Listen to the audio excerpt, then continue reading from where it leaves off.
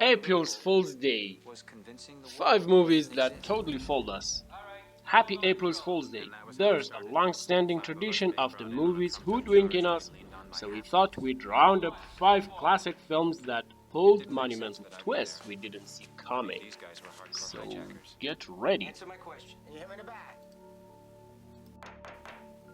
Number 1, The Usual Suspects 1995. Directed by Bryan Singer and scripted by Christopher McQuarrie. This is the gold standard of twisty rug-pulled reveals. McQuarrie's labyrinthine Oscar-winning script relays the point of view of lowly criminal Verbal Kent.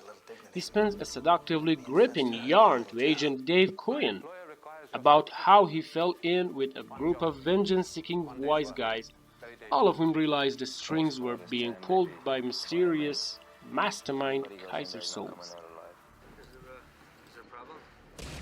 The movie's devastating final reveal shows us that Kent was Souls all along, or at the very least, he's not who he says he is. His gammy leg and limp arm reconfigure themselves as he walks away from the police station before it all culminates in that chilling final quote. The greatest trick the devil ever pulled was convincing the world he didn't exist. And like that, he's gone. Even today, the sheer audacity of that twist knocks us back in our seat, leaving us reeling in the manner of Quinn and his colleagues. Everybody I've ever worked with or did time with. Keaton always said, I don't believe in God, but I'm afraid of him. He's here. Well, I believe in God. And the only thing that scares me is Kaiser Soze. And like that, he's gone.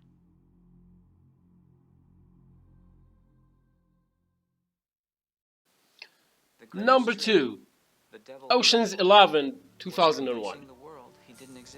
Sometimes having the big blind pulled on us turns out to be enormous fun. In the case of Steven Soderbergh's slickly entertaining remake of Ocean's 11, we actively willing the movie to stay one step ahead of us. So entertaining are the characters and so assured is the construction of its high storyline. George Clooney is Danny Ocean, the recently released convict, who assembles a crack team to take down the casino of Terry Benedict, played by Andy Garcia. This is personal as well as professional. Benedict has stolen Ocean's ex-wife Tiz, played by Julia Roberts, and part of the film's pleasure is watching the villain gets his inevitable comeuppance. Brad Pitt, Matt Damon, Don Cheadle, Casey Affleck, and Elliot Gould are among the geniuses who managed to sneak Benedict's money out of his vault while wearing SWAT team outfits. The team had earlier rigged up a duplicate of Benedict's vault to his CCTV system, allowing them to sneak into the real thing undetected. By the time he realizes it's too late, and we find ourselves grinning from ear to ear. Who's Kaiser Soze?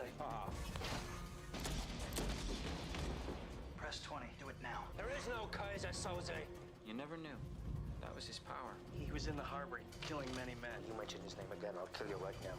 How do you shoot the devil in the back? A gift from Mr. Soze. I got my whole life in here. Everything I've ever done since I was 18. Everybody I've ever worked with or did time with. Keaton always said, I don't believe in God, but I'm afraid of him. He's here.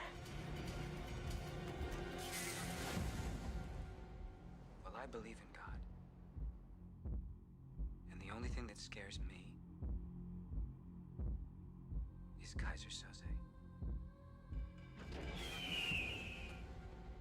And like that, he's gone. Number 3, Identity 2003.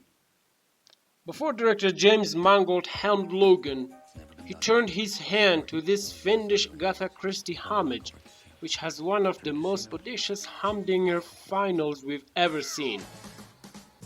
The film is a riff on Christie's classic story, And Then There Were None, as a group of disparate strangers find themselves stranded in a Nevada motel during a rainstorm.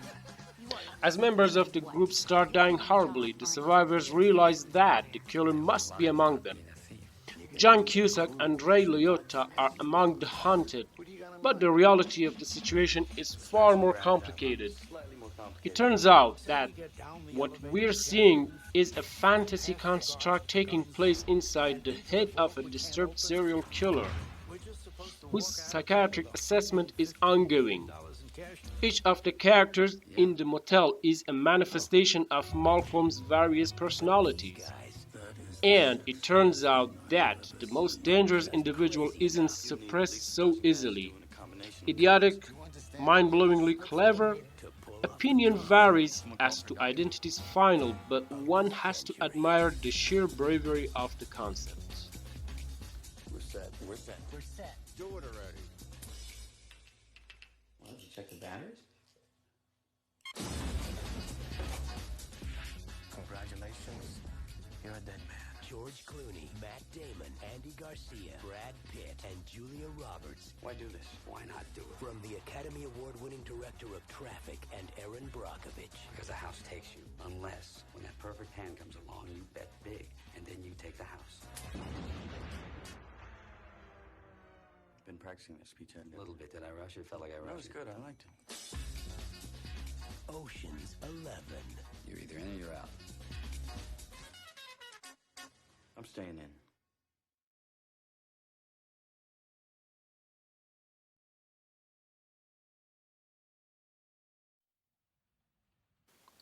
Number 4. Saw 2004. Forget the increasingly grisly and moronic sequels. The original Saw delves down on the gore to instead fashion an intense portrayal of psychological terror. When two men wake up chained to opposite ends of a decrepit bathroom, they come to realize their pawns in the latest scheme spun by the psychotic killer Jigsaw. As if the descent into the hideous, foot-amputating final wasn't bad enough, director James Wan and screenwriter Leigh Whannell, who also stars, have saved one especially nasty surprise for last. In the bathroom, there's a body of an unidentified stranger apparently dead, but of course he isn't. At the end of the movie, Jigsaw rises from the floor to show Whannell's surviving character, Adam, that this was the plan all along. Number 5. The Prestige 2006. Christopher Nolan adapts Christopher Priest's novel to fashion a multi-stranded, engrossing story of 19th century rivalry between two warring magicians. Christian Bale and Hugh Jackman play Borden and Angier, two men obsessed with discovering the perfect magic trick that will fool their audience and, by extension, us the viewers. Nolan's deviously dark and clever movie is in itself a meta-commentary on the construction of a magic trick. The film mirrors the three-act construction of such a trick, moving from the pledge to the turn and the eventual prestige, as relayed by Michael Caine's props engineer Carter at the start of the movie.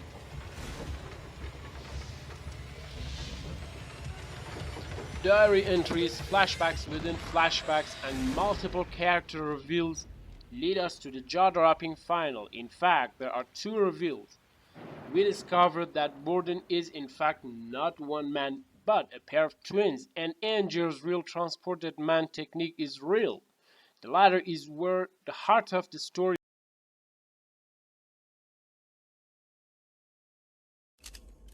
Shoot me. Come on. No, I can't shoot. Do it. How'd you like that? How do you do it? Magic. I'll perform this feat in a manner never before seen by yourselves or any other audience anywhere in the world. The audience loved it. This trick is top-notch. You need to celebrate.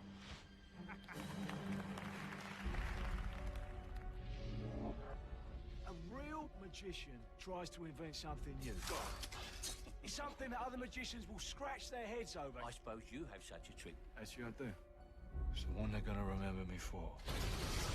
What happened? greatest magic trick I've ever seen. I need to know how he does it. He has no trick. It's real. Every great magic trick consists of 3 acts. The first act is called the pledge. The magician shows you something ordinary, but of course, it probably isn't. The second act is called the turn. He's obsessed with discovering your method. The magician makes this ordinary something do something extraordinary. Now you're looking for the secret, but you won't find it. That's why there's a third act called the prestige. This is the part with the twists and turns, where lives hang in the balance. Julie, come on! And you see something shocking you've never seen before. This was built by a man who can actually do what magicians pretend to do. Real magic. I know what you really are. How does he do it? You want the truth? Nothing is impossible. Abracadabra. No more secrets. Secrets of my life.